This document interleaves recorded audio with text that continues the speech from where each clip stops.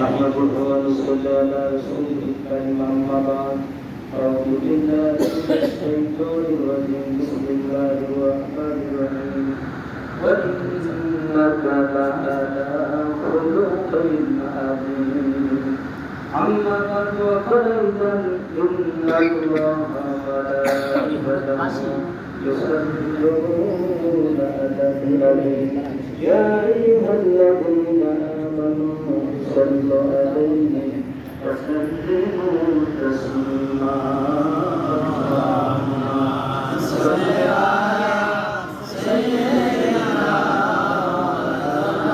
محمد وعلى آل سيدنا محمد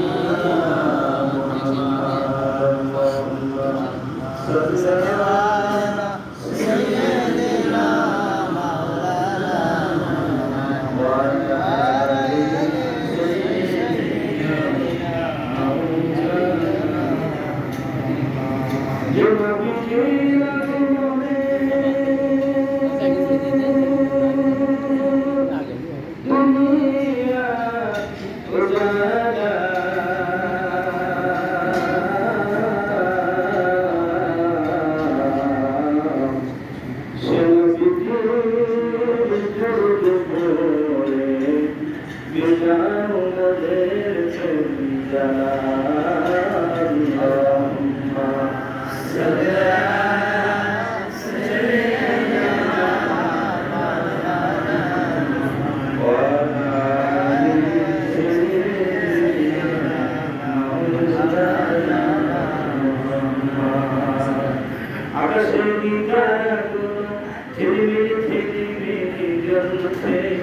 কাছে কাছে ভুল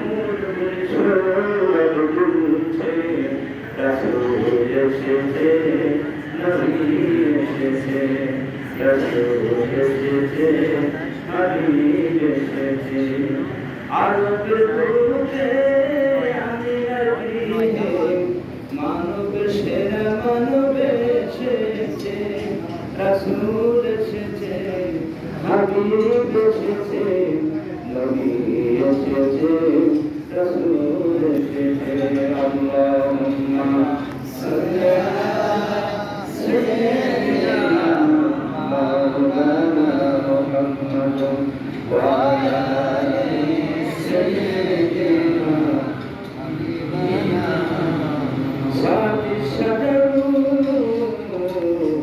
নাতকাল হাজারু সাদি সাদারু নাতকাল হাজারু সরকারি কমর বিশারতি ইয়া হাবিবি সালাম আলাইকা ইয়া রাসূল সালাম আলাইকা সালাম আলাইকা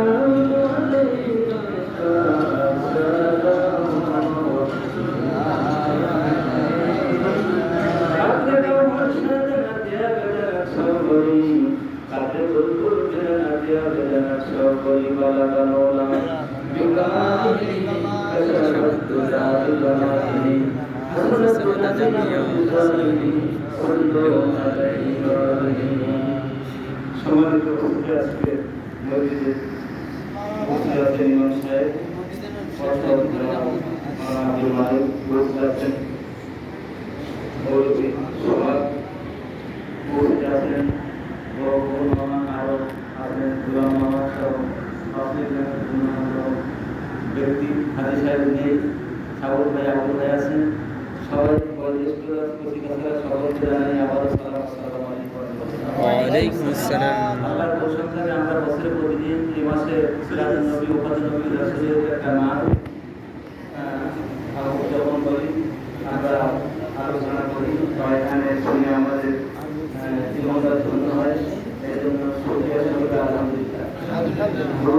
মানবতার মুক্তির দিশায় দুজনে কান্ডা দিতে নবী মানুষের জন্য সব কিছু করেছেন, মানবতার মুখে হাসি করানোর জন্য এই রাসূলের সবাই সাল্লাল্লাহু আলাইহি ওয়াসাল্লাম অনেক ভাইদের মাত্রা কামনা করছি আল্লাহ মান আল্লাহ তাআলা বলেন বানাতে ওয়ান্নাকা আলা কুল্লি নাবী সাল্লাল্লাহু আলাইহি ওয়াসাল্লাম বিসমিল্লাহির রাহমানির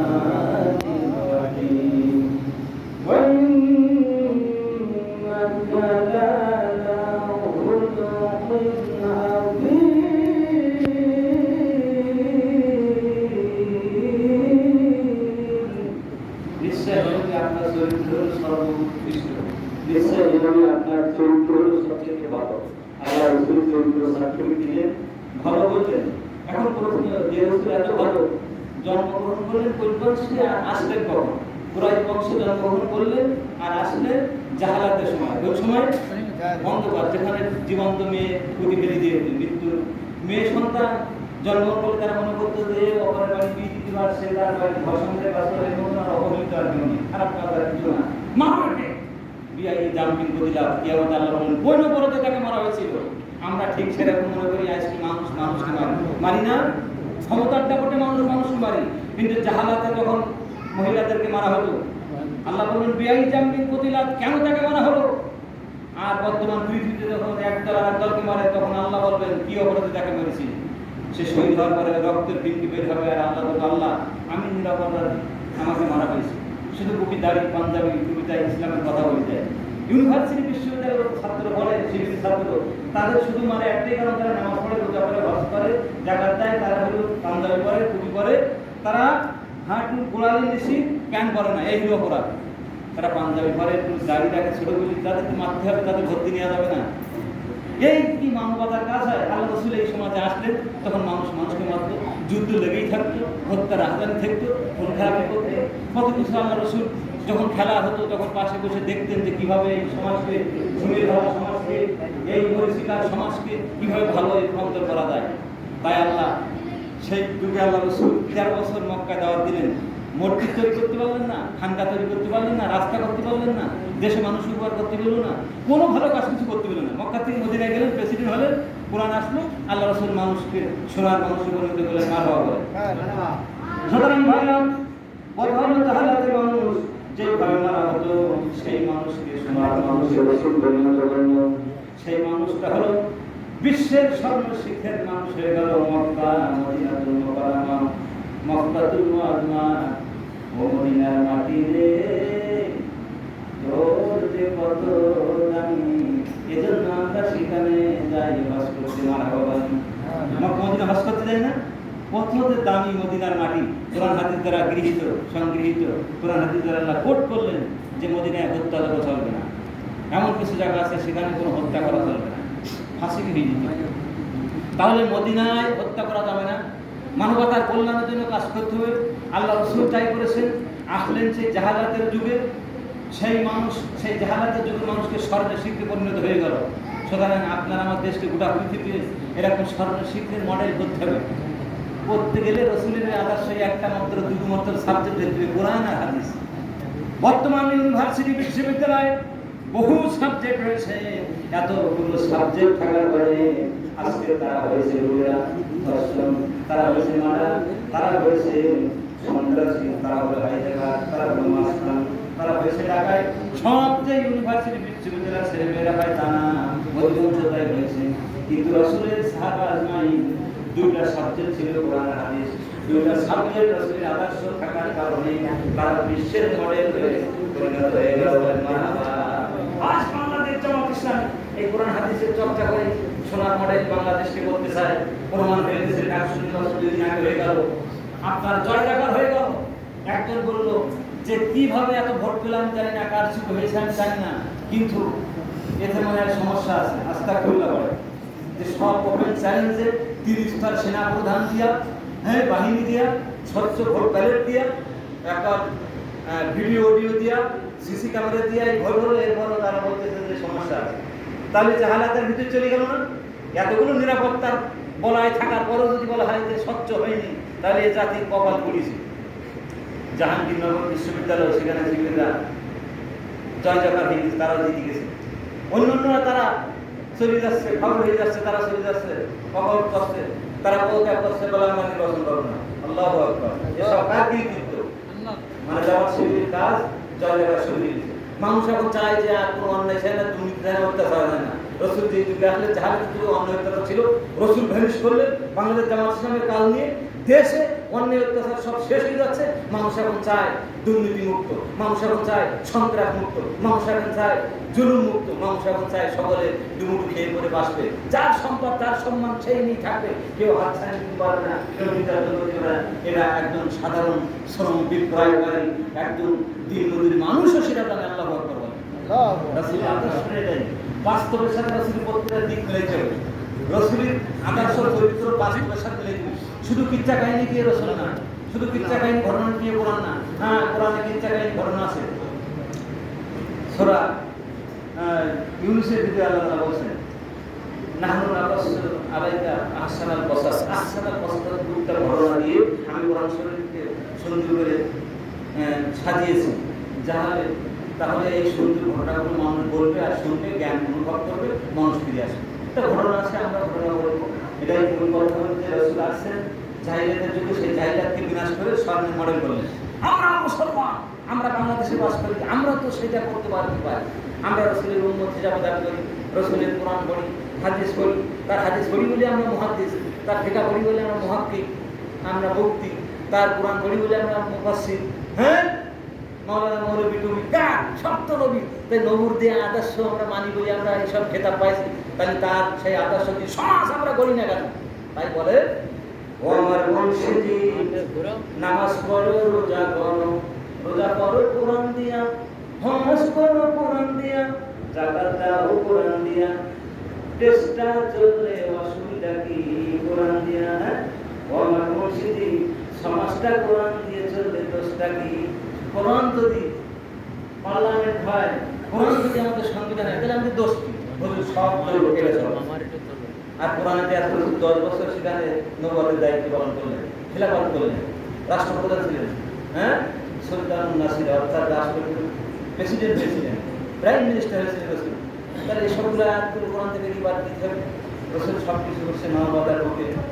ধ্বংসলীলা তিনি করেন নাই। যেভাবে পাথর দিয়ে সোহাগকে মারা হলো মানবতার বুকে, এই 24 আগস্ট, 5ই আগস্ট গত বছর 2024 সালে এই অবতরণ হওয়ার পরে 170 অধিক অন্যান্য পার্টির মানুষকে মেরে ফেলেছে। তারা এই অবতারণা করতে চায়, জাহিলিয়াতের দিকে দেশকে ফেরাতে চায়। তারা বলতেছে, আমরা যেভাবে মানুষ মারছি, ক্ষমতা আমরা গেলে এইভাবে মারবো, আমাদেরকে ঠেকাই রাখতে পারবে না, আমরাই বড় দল, আমরা বড় শক্তি, আমরা যা করবো তাই করবো, যা হবে তাই হবে, আমরাই সব, এরা বলিছে না? তাহলে আসলে তা না। একজন ভালো মানুষ, সে বাইরে লন্ডনে থাকে, সে বলেছে যে আপনারা থামেন, নির্বাচন আগের মতো হবে না, নির্বাচনটা খুব কঠিন হবে, যা আপনারা মনে করছেন সেও হবে না। এই দুটো নির্বাচনে বোঝা গেছে যে জামাত শিবিরের জয় জায়গার দেশ। এখনো যদি জাতীয় বা স্থানীয় নির্বাচন হয়, ইনশাল্লাহ জামাত শিবির সব এই জাতীয় ঐক্য প্যানেল নিয়ে আপনার বিভিন্ন ইসলামী জোট দিয়ে এরাই ক্ষমতা দেওয়ার সম্ভাবনা বেশি মার হওয়া বলে। তাই আল্লাহ রাসূল জাহালাতে আসলেন, আর জাহালাতে আসে বললেন প্রতিদিন যা সানিপুর বা স্কুল মাওলানা খুতবা এটা করেছেন,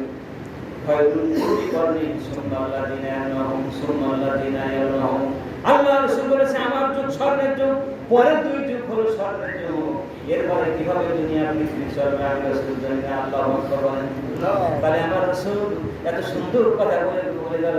এই জন্য কথা বলে শুধু শান্তি অনুভব করলে হবে না।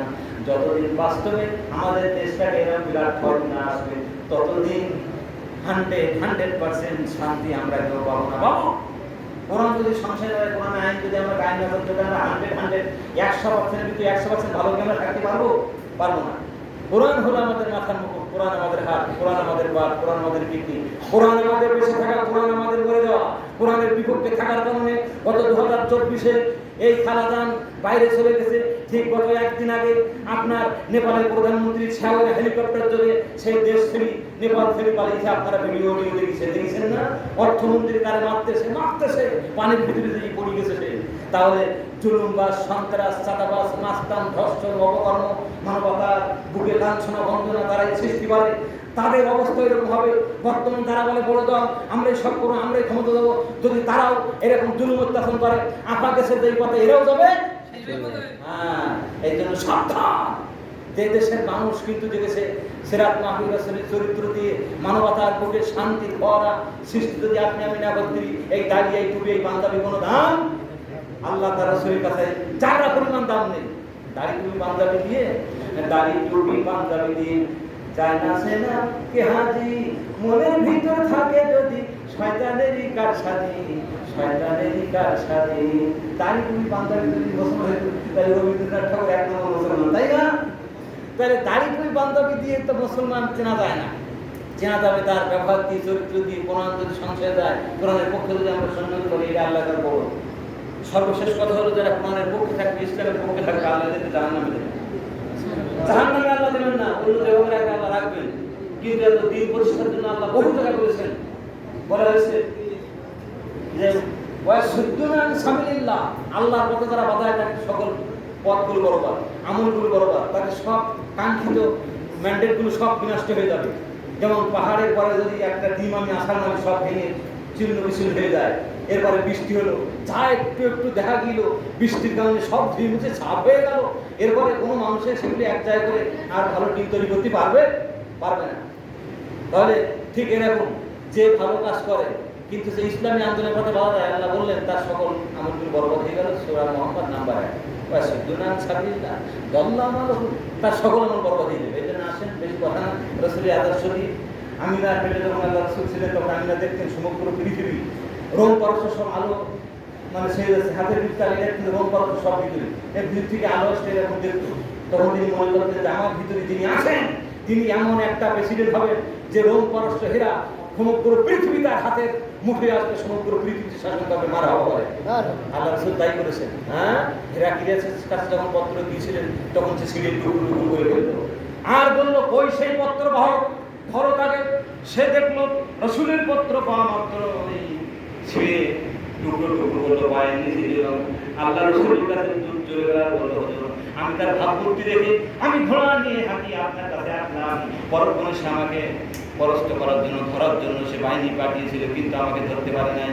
আল্লাহর কুদরত আমাকে ফিরিয়ে নিয়েছে। রাসূল আল্লাহ রাসূল দুহাত তুলে আল্লাহর কাছে দোয়া করেন, আল্লাহ আমার চিঠিটাকে যেমন পারস্য সম্রাট হেরাক্লিয়াস ছিঁড়ে টুকরো টুকরো করে ফেলেছে, নিশ্চয় আল্লাহ তুমি তার সিংহাসন তার রাষ্ট্র টুকরো টুকরো করে ফেলে দিও। দোয়া করার কয়েকদিনের ভিতরে তার নিজ ছেলে শেরওয়া কর্তৃক সে নিহত হয়। আল্লাহু আকবার বলেন। রাসূলের দোয়া শুনুন, রাসূল যে মুখ দিয়ে যা বলছে তাই আল্লাহ কবুল করেছে। এমন তিনি মানুষ ছিলেন, তার চেহারা তিনি মানুষ মুসলমান হয়েছে। আল্লাহু আকবার, কত সুন্দর চেহারা আল্লাহ তারা দিয়েছিলেন। হ্যাঁ, আজকে হাদিস পড়তেছিলাম যে তার চেহারা যখন ঘামতো, শরীর যখন ঘামতো, শরীর থেকে পেশানি থেকে আপনার ঘাম নির্গত হতো, ওইটা হলো সুন্দর মৃত্যুরাবের মতো সুগন্ধ বের হতো, আর ওর থেকে আলো বের হতো। আল্লাহ কিভাবে এইগুলো নিয়ে তিনি সেন হিসাবে ব্যবহার করতেন। মার হওয়া তাহলে এই জিনিস শোনার মানুষ, তাকে দেখার কারণে মানুষ তাকে মারত। আবার কেউ মুসলমান ছিল, তাহলে সেই রাসূলকে দেখে যারা মেরেছে তারা হলো কাফের, আর যারা দেখে ঈমান এনেছে তারা হলো মুসলমান। এই জন্য আপনি আমি যদি রাসূলের আদর্শ শুনি যে আপনি আমি ইসলামের পথে দেখা যাবেন, আল্লাহর দিন প্রতিষ্ঠা করে দেখা যাবেন, আমরা হবে না। প্রত্যেকেই অন্তত বছরে একবার সরকারে যা আয় করে মাসে অন্তত 100 টাকায় 5 টাকা আল্লাহর পথে দেবে না, আল্লাহর কাছে বাঁচার কোনো পথ নেই। আমরা এটা দিয়ে থাকি যে 100 টাকা অন্তত 5 টাকা, তার বেশি দিতে হয়। সবাইকে এটা দেওয়ার জন্য আল্লাহ কোরআনে বলেছেন যা আল্লাহর পথে দান করো আমি আল্লাহ জান্নাত দেবো না, জান্নাত দেবো, মাল দেবো, তারপরে জান্নাত। মসজিদে আমরা দেই, ঈদগাহ ময়দানে দেই, হ্যাঁ, বিভিন্ন সামাজিক কাজে দেই, কিন্তু দিন প্রতিষ্ঠার পথে আমরা দেইনি কেন? ও এইসব যদি সাইড যদি দিন প্রতিষ্ঠায় যাতে বড় বড় ট্যাবলেট খাওয়া যাবে না, বদল খাওয়া যাবে না, হ্যাঁ, কোরআনে মানুষকে মারা যাবে না, ইসলামীন রাজনীতি বাইন করা যাবে না, এমন সময় আসবে যে তোমরা পালাবা এগুলি করতে পারবা না। তাই দিয়েছে না এক ছাকায় তারা একটা মুরব্বী বলতেছিল যে হায় রে সাহিত্যে ওয়াজগুলো করেছে, বর্তমান তাই ঘটতেছে। তিনি কি সব আগে দেখে দেখে এই কথাগুলো তিনি বলতেন নাকি? সব তিনি দেখে দেখে বলছেন নাকি? যা বলছেন তাই সত্যি পরিণত হচ্ছে। সুতরাং আল্লামা সাঈদী সব কি ভিডিও নিয়ে সামনে ভাসতেছে এইভাবে তিনি বলছেন নাকি? মারা হওয়া আল্লাহ শোনার মানুষকে জালি সরকার ইঞ্জেকশন পোস্ট করে তাকে বিদায় করেছে। জামাতের মানুষগুলোকে ফাঁসির কাজটা দিয়েছে, কিন্তু কেউ জীবন ভিক্ষা চায়নি। এই জন্য আপনারা আমার জীবন চলে যাবে। আল্লাহ রাসূল বলেছেন যদি তোমরা তেলের ভিতরে গরম পোড়াই দেওয়া হয় তবে ঈমান শেষ করো না, আল্লাহর পরে অটল থাকো। হ্যাঁ, কোরআন শরীফে আল্লাহ বলছেন যে আল্লাহর পরে তাদের ইস্তেকামত থাকবে, পূর্ণ বিশ্বাস থাকবে, আস্থা থাকবে, আল্লাহ সব সমস্যা তার সমাধান করে দেবে, কোথাও তার বিপদ থাকবে না। ইব্রাহিম একাই মুসলমান, যখন আগুনে দিলেন আল্লাহ ফুলের বাগান করে দিলেন। এই জন্য আজকের বিভিন্ন দল পার্টি বিভিন্ন মত আছে, কাকে আপনি ভোট দেবেন আমি ব্যক্তি বলছি না, যে ভালো মানুষ তাকে আপনি দেবেন, যে আপনার কাছে ভালো মানুষ হয়, যে সত্য কথা বলে, মিথ্যা বলে না, অন্যায় করে না, অপদার্থ করে না, এমন মানুষকে আপনি সাপোর্ট করেন। যদি না দেন তাহলে যত অন্যায় কাজ করে তার ভাগ একটা আপনি পাবেন, ভালো করলে তার ভাগ পাবেন। এই জন্য আল্লাহর কাছে কিয়ামতের দিন মানে আপনার জবাবদিহি করতে হবে। ইয়াউমাইযিন তুহাদ্দিসু করা হয়, এই জবাবদিহি আপনার করাই লাগবে। যে জবাবদিহি না করা হলে আপনি যা ইচ্ছা তাই করতে পারবেন, কিন্তু জবাবদিহি না করলে তো হবে না। আল্লাহ তো প্রশ্ন করবে কোন পথে তুমি জীবন কাটিয়েছো, কতটুকু আয় করেছে, ব্যয় করেছে, কতটুকু শিখেছো আর কতটুকু মেনেছো। এই 5টা প্রশ্ন কি আমাদের হবে। আর কবরে তোমার ম্যান্ডেটটা কি, অর্থাৎ তুমি কোন পথে ছিলে, ইলাল্লাহ আল্লাহর দিকে ছিলে নাকি এরা শয়তানের পথে ছিল, প্রথম প্রশ্ন হবে। তার মানে মান রব্বুকা তোমার মানুষের তৈরি করা আইনের পিছনে তোমরা চলো। আমরা তো তা শুনি কলেমা তো ইমাম আমাদের প্রধান যে লা ইলাহা ইল্লাল্লাহ মুহাম্মাদুর রাসূলুল্লাহ, আল্লাহ এক আর মুহাম্মদ সাল্লাল্লাহু আলাইহি ওয়াসাল্লাম রাসূল। আল্লাহ যা বলেছেন, রাসূল যা করেছেন তাই আমাদের সংবিধান। আল্লাহু আকবার। আর আপনি ব্যাপার সেগুলোর ধর্মনিরপেক্ষ হলো, হ্যাঁ, সমাজতন্ত্র, এরপরে ইমান বিধ্বংসী কত কিছু মহাসংঘের ব্যবস্থা আছে, এই সমস্ত কথা আমরা চলি। এগুলো সব কি আমাদের ক্ষতিগ্রস্ত হয়ে যাবে। আল্লাহ রাসূলের আদর্শ এটাই, সব বিধানের পরে আল্লাহ রাসূল বলেছেন কোরআনকে তোমরা জয়যুক্ত করো। আর এটাই শেষ কথা। রাসূল যখন মারা যাচ্ছেন তখন তিনি বললেন বিদায়, আমি কি আমার কথাগুলো পৌঁছে দিতে পেরেছি? সমগ্র মানুষ বলেন হ্যাঁ রাসূল পেরেছেন। আল্লাহু আকবার। কিয়ামতের দিন আমরা সাক্ষী হব, সকলেই আমরা সাক্ষী হব। সময় শেষ, তাহলে আমরা সবাই বলি তওবা করি না।